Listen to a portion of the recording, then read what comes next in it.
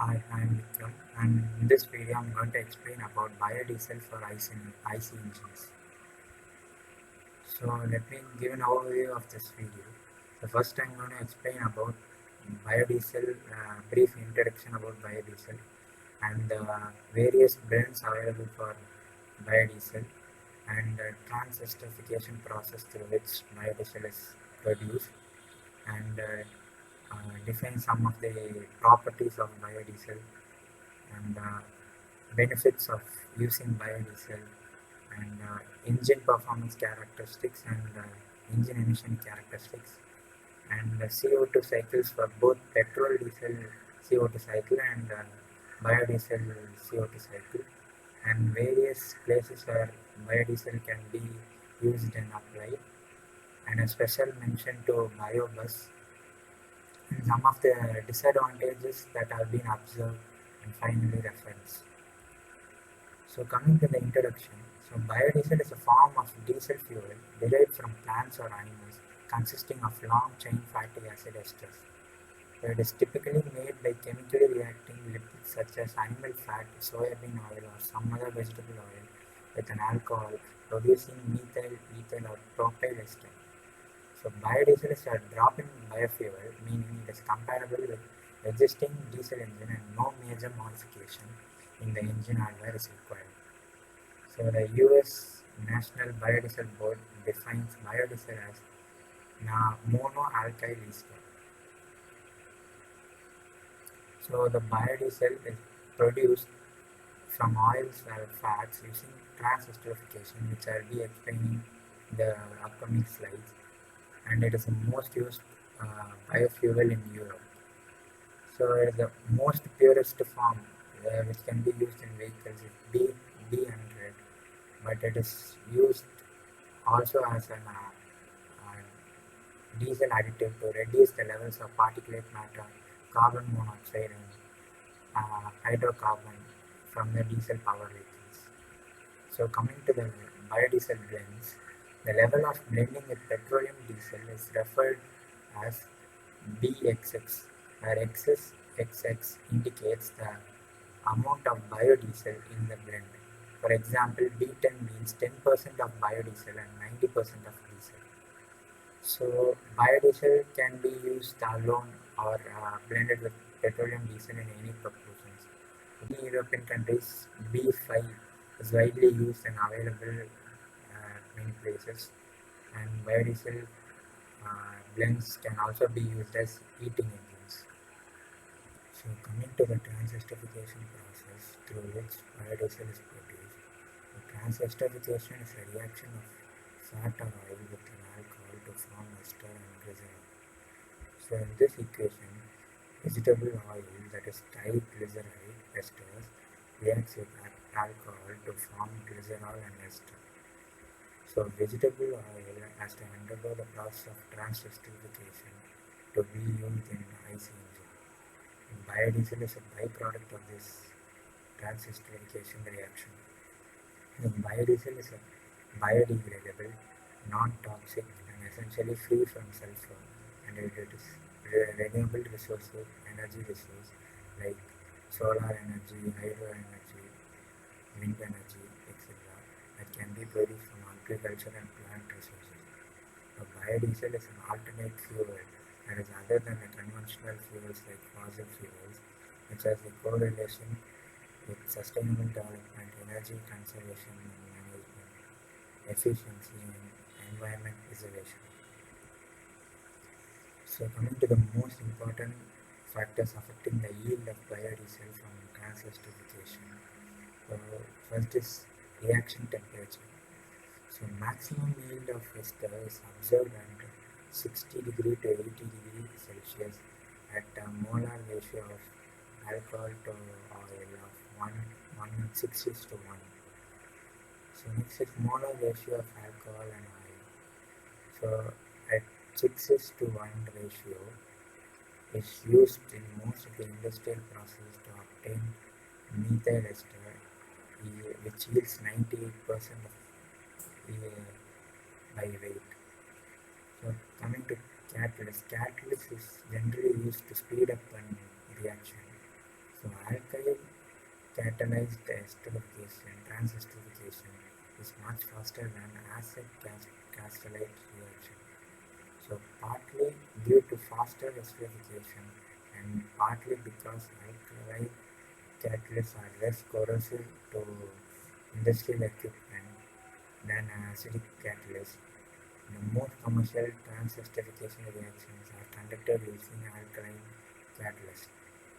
So coming to reaction time, approximately 80% of the yield is observed after 1 minute of soybean and sunflower oil, and after 1 hour, almost all the four oils are observed of 93 to 98% of the yield of ester.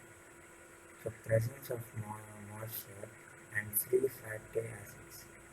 So alkaline catalyst transesterification like glycerides and alcohol must be anhydrous because water makes the reaction partially changed into saponification, which produces soap.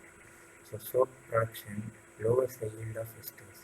So soap formation is not a major problem if the presence of water is less than 1%. So coming to the properties, so first is the characteristics of biodiesel are close to mineral diesel, and therefore biodiesel becomes a strong candidate to replace mineral diesel in the future. So these vegetable oil esters contain 10 to 11% oxygen by weight, which may encourage combustion than hydrocarbon-based diesel in the engine. The biodiesel has larger volumetric heating values, about 10%, than mineral diesel, but there is a high cetane number and flash point. So ester have a cloud point and pour point that are 15 to 25 degrees higher than those of mineral diesel. So the cloud point is temperature at which there is a presence of wax cloud in the fuel, and pour point is the lowest temperature at which the fuel can flow, and below which fuel tends to freeze or cease to flow. So continuing the properties, flash point.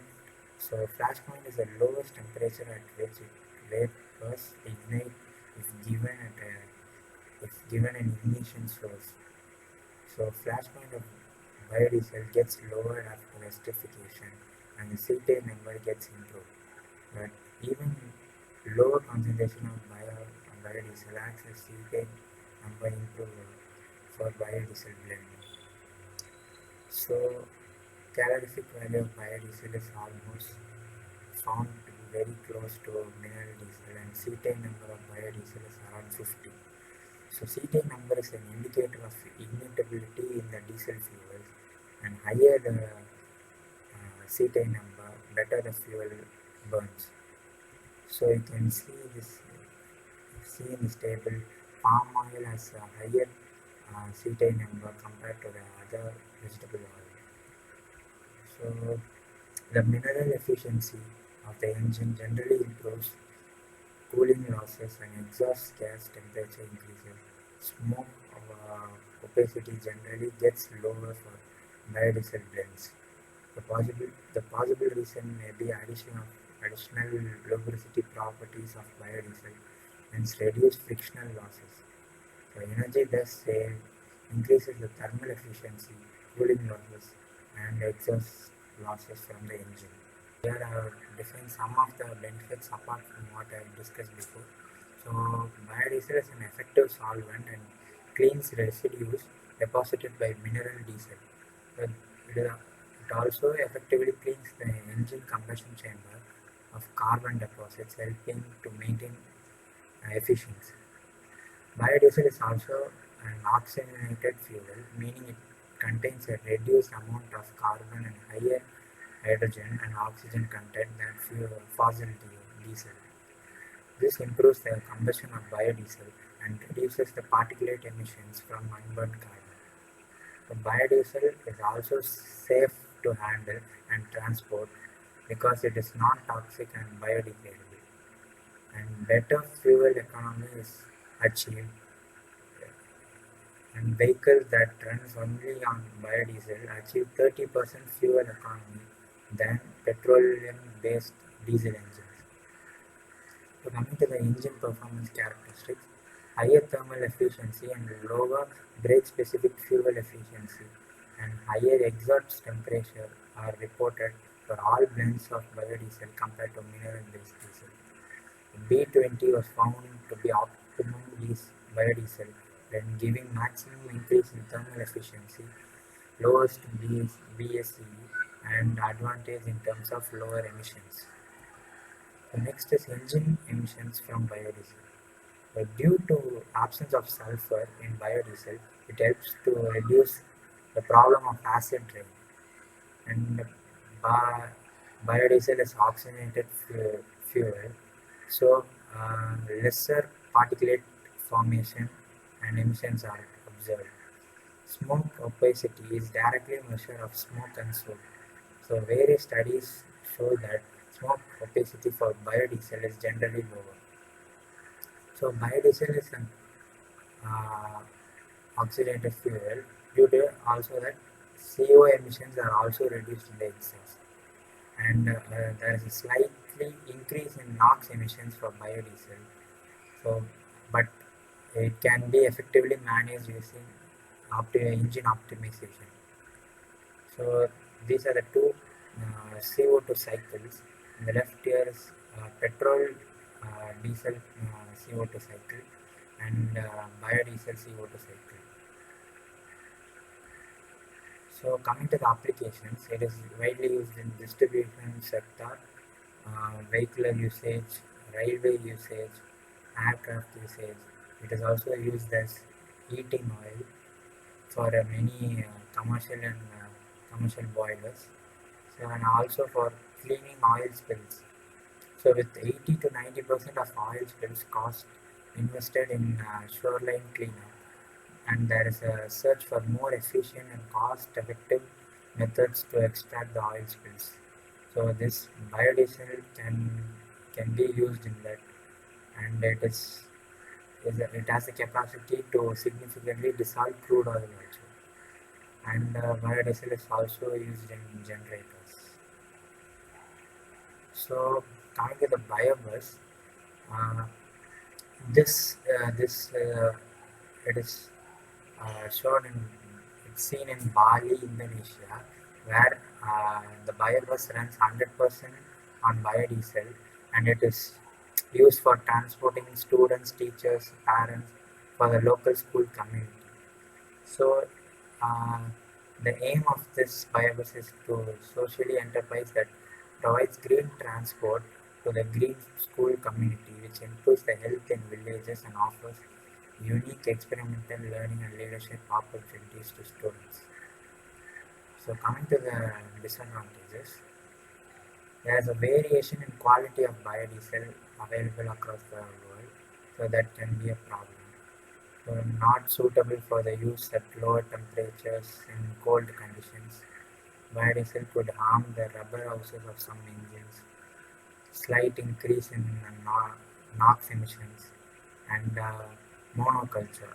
So monoculture is a practice of producing the same crops over and over again rather than producing different crops. So clogging in engines. So biodiesel cleans the dirt from the engine.